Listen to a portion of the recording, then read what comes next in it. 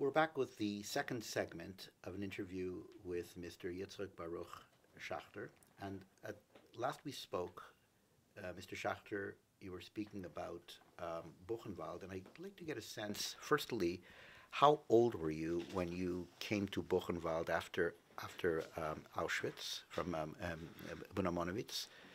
How old were you when you came to Buchenwald?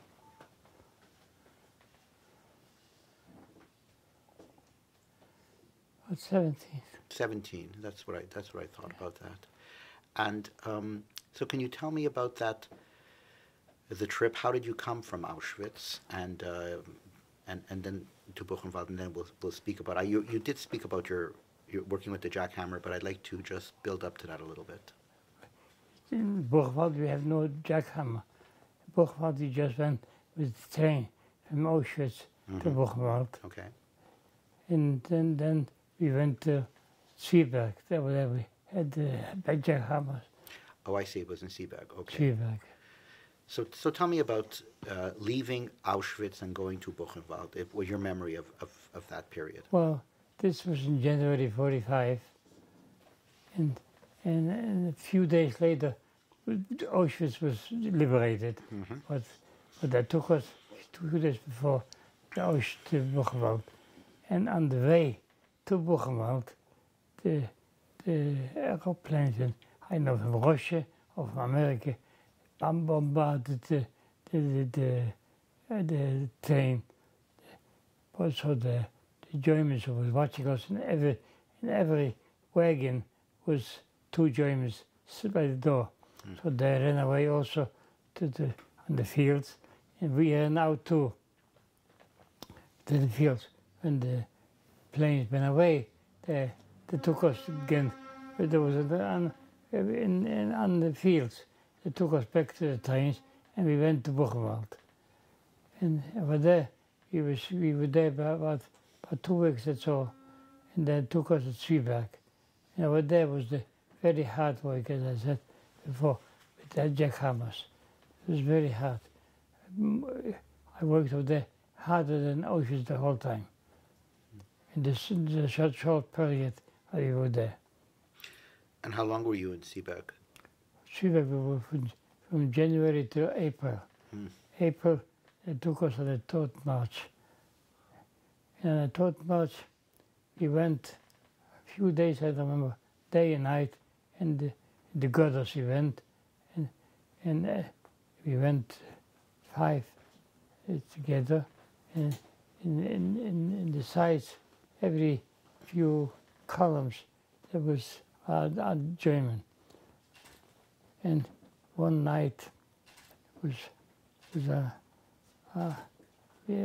light night. The sun's, I don't remember when. It was April in the house. So we went on the Goda.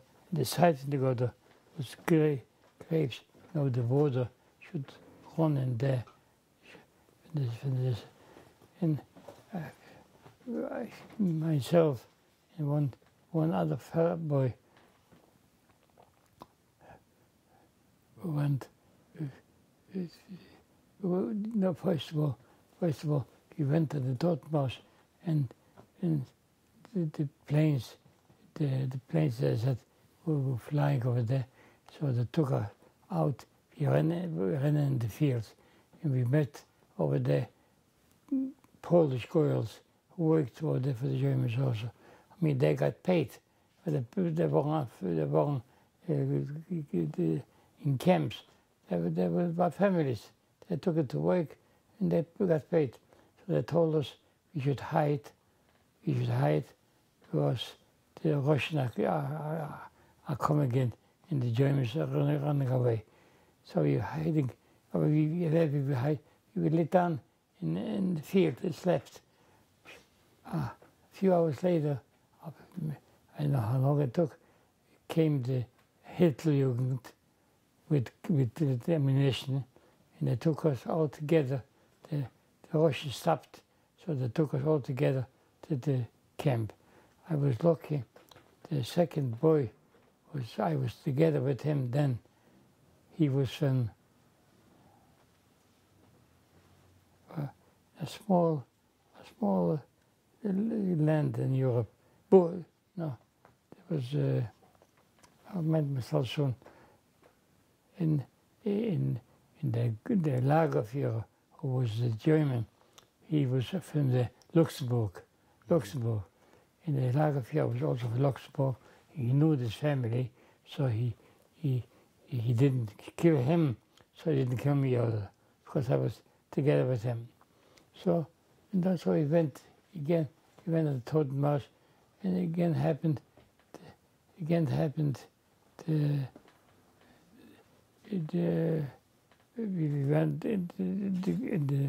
on the gutter, and the side, as I said, were roofs for the water, and my friend had the opportunity. I lay down on in the side, and I didn't notice it, so we were laying there quiet. But a few minutes later, the people, from the Totenmarsch noticed us that we went over there, so they want to also, and then the Germans noticed that they shoot them right away. They shot them right away. And when we were laying there a few minutes till the whole camp went by, then it was a forest. We went into the forest, and we were so tired and walking. We lay down in the forest between trees, and we slept. In the middle of the night, we heard shooting very much. They killed the whole transport they killed over there. Then after went a little bit further. And so we were laying there, and later it was quieter down. So we went back to a small village, and we were hungry. We didn't eat. So we would end from the village. We saw a house.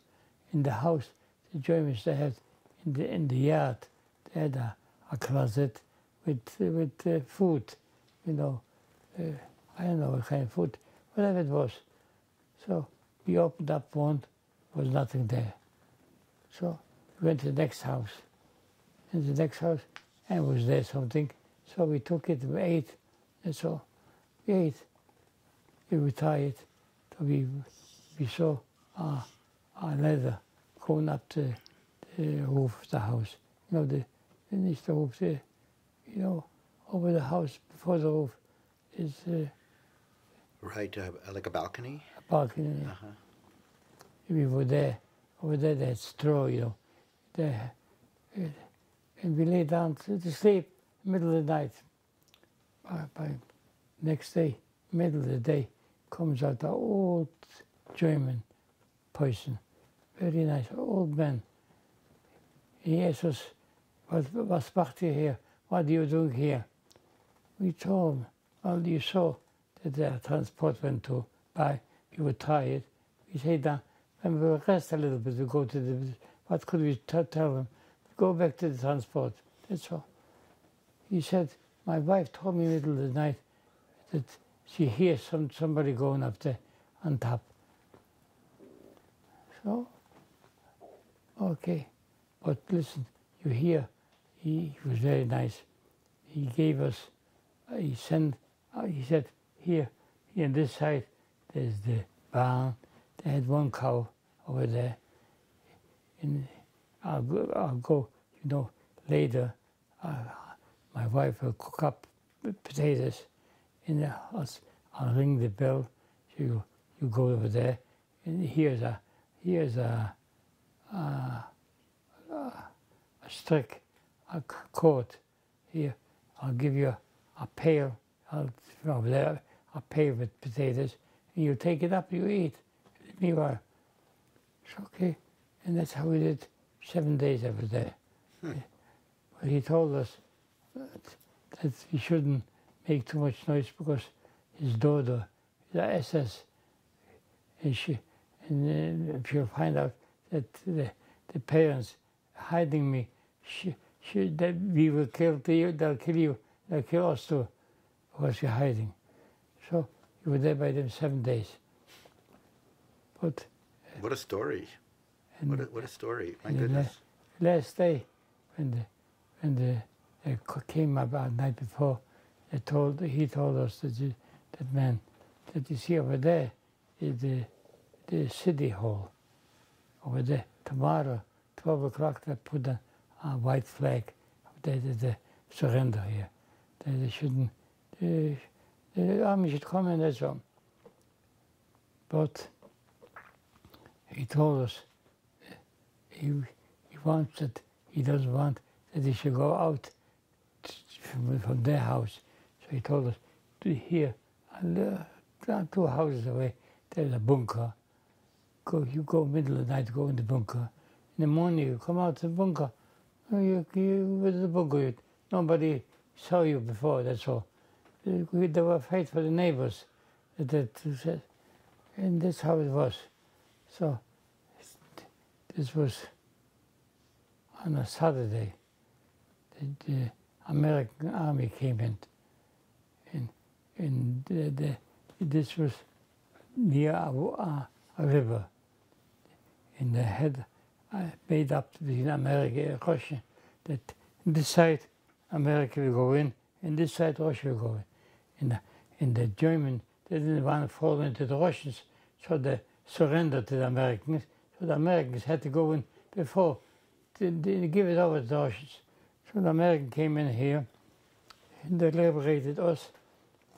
And we told the American soldier till we could get in touch with him, because he didn't understand English. He didn't understand Jewish. But we told him that over there is a bakery, and he should come take us over there, give us food. They should give us food to eat.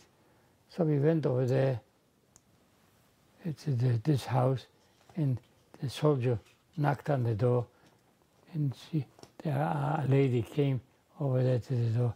She said, "What do you want?" She said, "Open up the door. I want to get food for them." She said, "Nobody here." In America, there was a gentleman. He told us, "See, what can I do?" They don't want to open up the door. And so we had to go away. That's all without nothing. This was Saturday. Monday, they gave it over to the Russians because this was the Russian side. So a Russian soldier came in. So we knew Polish. So we were talking about a little bit, we understood Polish or Russian. So we told them that we're hungry. First of all, he took us to the army base. They had apple juice. They gave us, take whatever you want. It's good. Then we told them that we went over there to the German lady. She'd want to open up. No, they came with us. One soldier, and he knocked on the door. She didn't want to open the door. He said, these Russian nice words what they were talking, and he knocked on, "You open up and I'll shoot you." So she opened it up. She was afraid. She was a goite with a daughter she had. I don't remember how old she was, a girl. So she was afraid. So that he'll do something to the daughter, to her. So they gave us, he took us to the apartment. Take whatever you want, clothes, food, whatever you want, money. So we took clothing a little bit. That's all, food we took, because that's hungry. Then after this, he took us again to the Russian army, base. And he said, "Where are you coming?" He told him, "I've been Krakow." The other boy was from Bochnia, the second boy. So it was Bochnia not too far. So he said, "You want to go home?" "Yeah, sure." So he said, he took us to the street. He stopped a car.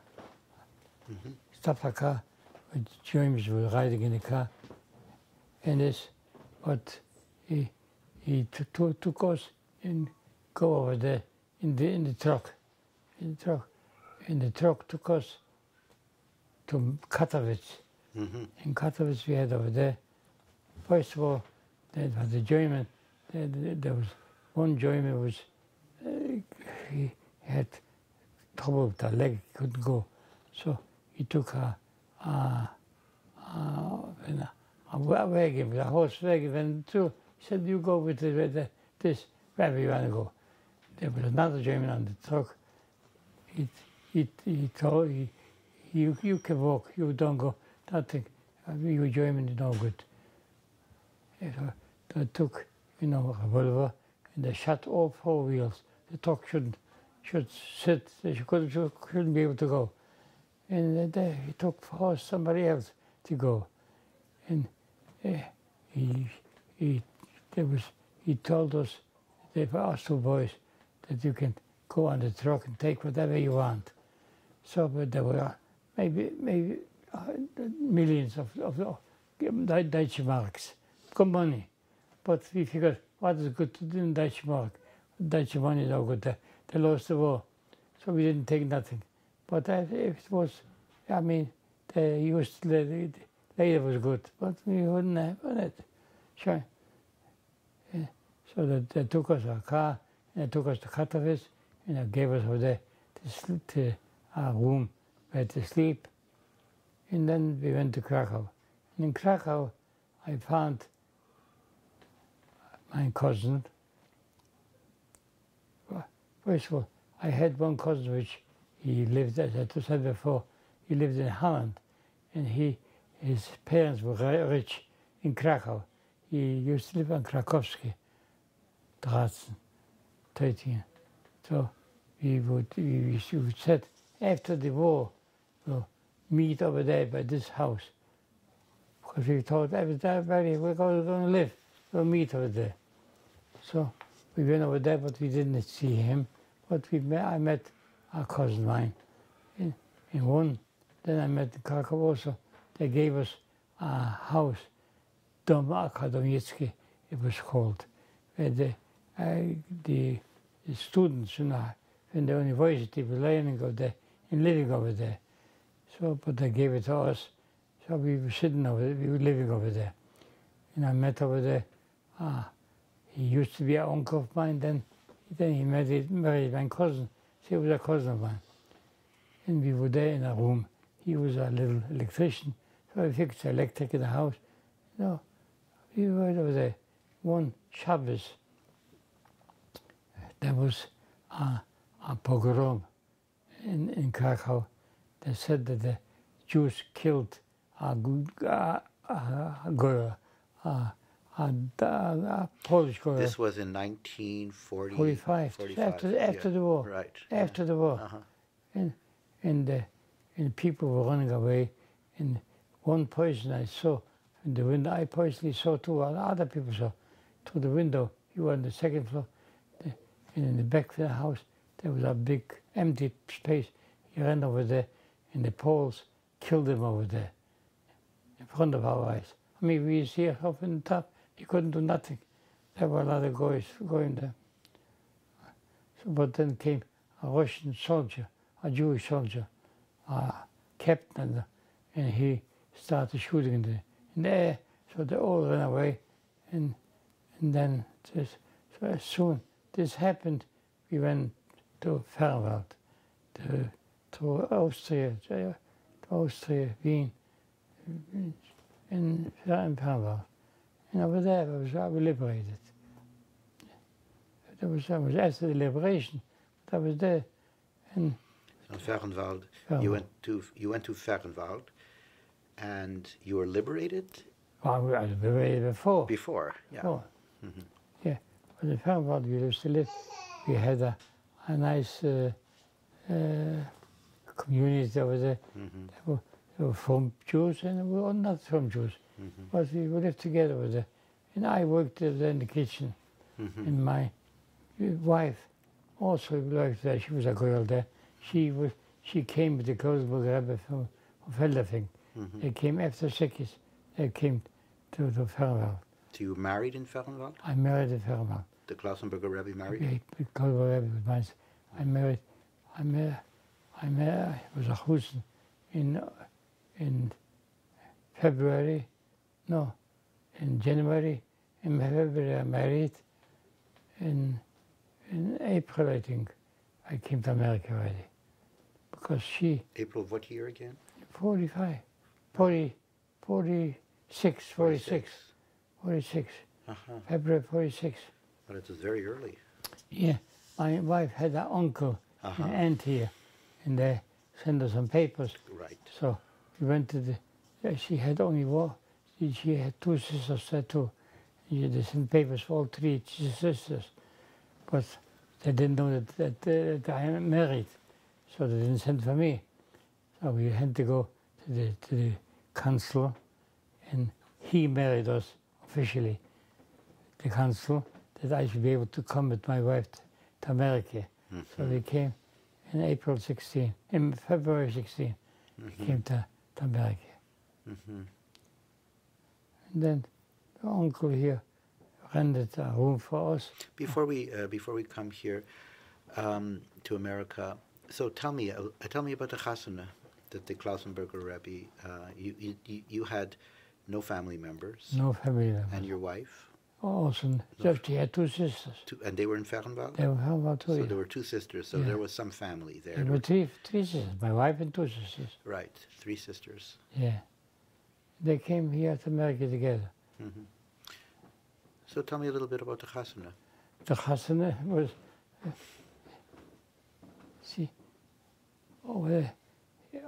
downstairs was the kitchen, where we worked, and upstairs was the besmedrash, in the same building. And the chasana was in besmedrash. Whatever we had to eat, a little bit, that's all. But I was, as I told you before, a tough guy. And I was working in the kitchen. And once they told us they come on inspection from the UNRWA, who gave the food for us. And there were there big kettles to cook, big kettles. From the beginning we had the kosher, they had only one kettle when we came. But after Sukkot, when the Kosebuch came, we had 4 kettles. Of course, came a lot of Syrisches, so they have to give us more food for kosher. So, and they told us there's going to be an inspection today. So I told the girls, I was a boy over there, few boys, but I was one, the tough one. So I told them, today we don't clean the pots. We don't clean it, because I want the inspection to see it's dirty. Okay, the inspection came, and they asked, what's happened, why is it so dirty? So they told them that I'm in charge, they sent them to me. So they came to me and asked me, why I keep it so dirty? I told them, listen, I'll tell you. See, the chef from the kitchen, the boss from the kitchen supplies, he was a German. He was very, very good, efficient servant. I mean, he could make for nothing, he could make a good food. So, and he had workers. So he said, he gave the workers sardines, a pack sardines, everyone, and everyone got some speck, and cigarettes. And us, he didn't give nothing. He gave us some chocolate maybe. And people, why should my workers, you don't get nothing? And they said, if they don't get nothing, they don't work, that's all. I won't let them work anymore. So they called in the chef, and they asked him if it's true. He said yes, because they don't need trifle, they don't need this. He said, but cigarettes, why don't they give? And this is the sardines. So he had to give right away on the place this, and I called all the girls, and they washed the pot. And the pot, was a big pot. You had to go in to wash it, because you couldn't reach to the bottom there. So then this how, and the chassan was upstairs, with the boys who who was also in the same camp. See, my daughter-in-law's father and mother, they were also over there in the same camp, and they married one night before I did. I didn't know them. I know them, it's just, Waldman is for. But I didn't know them personally, because they was in Auschwitz in Schachter, and I was in Krakow. I didn't know him. And I was not above a chutzit naheim. I was a Yerapala chutzit. Ze told you I davened the Yerapala bespedish, and then Mustafa dran. So it just happened that they married one night before me. Very special weddings in the DP camp. No family. No family, no. And, the boys were family. But the Kosovo, he was like a father to us. Yeah, special man. He was watching us very much. See, the one side of the camp, there were buildings, there were boys sleeping there. There were rooms. This was before the war, the Germans, there was a Hitlerjugend school, whatever it was, or army base, so that Hitlerjugend. So they had rooms to sleep. So they gave us a room, we were married, they gave us a room. But before we were married, and after we married, so he was watching that at this side there were boys sleeping, in this side there were girls sleeping. We shouldn't interfere with the girls, they shouldn't interfere with us. He watched us like a father takes care of the children. He was very good. So, please go ahead. You want to say something else about Fernwald? When I came to America, and I lived by my uncle, he lived in Astoria, and the Kosovo Rebbe came here for money for his yeshivas. He had a yeshiva in Fernwald and Poking, and a few yeshivas he had. So he came here. So I went to visit him. This was Labor Day. When I came to, he came, he was at that time in Williamsburg. What took from Astoria over there, maybe an hour and a half to go with three buses. So I came to him. Oh, he was very happy. I came to him. He asked me, when did you come? I said, 2 weeks ago I came. So he's asking, so you coming just now to me? I told him, I'll tell you the truth. See, I'm a greenhorn. I don't know how to go. But today is Labor Day. And my wife's cousin, doesn't go for English. There's no English. It's just Yiddish. So he has time. So he brought me here. So because I don't know how to go. He said to me, listen, I want to tell you something.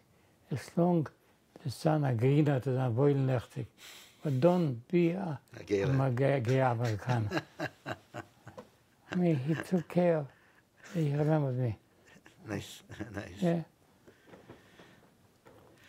May I ask you, you've been through such a remarkable, difficult time, and you lost your entire family. Have you ever asked yourself, why you? What? Have you ever asked yourself that question? With so much death in the family? Well, I couldn't take it. I couldn't think straight. Why, where are they? I mean, I know they're not here, but where? I dreamt many times. I go there with my father, with my mother, my sister, my brother. But I missed him a long time. I'm still missing now. And I remind myself. But this was God's vision. We can't be not allowed to Ram sein. Also wie der Chef auf jeder Welt, also ist die Welt, also ist sein. And we can't understand why. Today, I mean, I'm not old or not young, but I don't. Nobody knows what's going to be tomorrow. Do I think what's going to be? I'm in Gaza and beter ab terug. Ich habe mich eversen. Fuß erzählen, so ich sagen. Did I mean, thank God, so far, he gave me a good wife. I lived with her over 70 years. And then good kids, Baruch Hashem. I have 3 children, and I say I have 6, but my daughter-in-laws are very good to me also, just like my own children. I'm here, she's washing for me, my daughter-in-law, she's cooking for me, and giving me everything, whatever I need. But, when I remind myself what I lost, I can't take it. But I have to. God gives strength. Nu is naar je wife koeien. Hij gaat koeien auszuhalten en sowas. Dus je gaat komen met alle gaan samen terug. En we hopen we sneller. Mr. Schachter, what we're going to do is we're going to take a little break now, and we're going to look at some photographs. Okay. And we'll come back, and then we'll complete the interview. Okay, fine. Thank you so much.